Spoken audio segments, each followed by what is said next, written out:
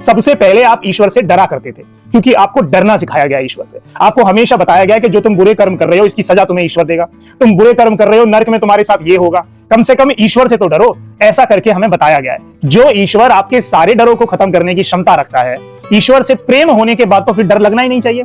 और हमें ईश्वर से ही डराया गया है, क्योंकि हमें तथाकथित लोगों ने यह कहा गया है कि तुम बुरा करोगे तो ईश्वर तुम्हें सजा देगा। फिर हमें मांगना सिखाया गया ईश्वर से कि मांगो ईश्वर से। आप कथाएं कर रहे हो किस लिए? क्योंकि ईश्वर से मांग है। आप श्रीमद् भगवत कथाओं में जाके बैठते हो, कथावाचक कहते हैं कि मांगो ईश्वर से, ईश्वर तुम्हें देगा।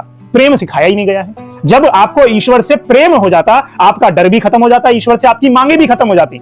आप जिसको प्रेम बोल रहे हो ना कि हम प्रेम करते हैं ईश्वर से, वो प्रेम हुआ ही इसलिए है क्योंकि उसने आपकी मांगे पूरी कर दी है। अगर वो मांगे पूरी नहीं करता तो आपका प्रेम होता ही नहीं जागृत। जितनी जल्दी आपकी मांगे और इच्छाएं पूरी होती जाएंगी ईश्वर के द्वारा, उतना ही प्रेम आपका बढ़ता जाएगा ईश्वर के प्रति।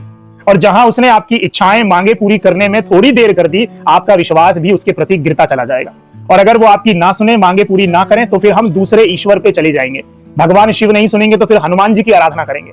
यहां पर समझने की बात यह है कि हमारा प्रेम का आधार ही ईश्वर से इसलिए जुड़ा हुआ है क्योंकि वो हमारी मांगे पूरी कर रहा है। जैसे ही आपके जीवन में चमत्कार होने लगेगा, आप उससे प्रेम करने लगोगे, आप इतनी दूर चले जाओगे, गिरते पड़ते मरते हुए खच्चरों पे जाके दर्शन करने लगोगे। वो दर्शन प्रेम नहीं है, वो मांग का प्रेम है, क्योंकि आपकी इच्छाएं पूरी कर दी गई हैं।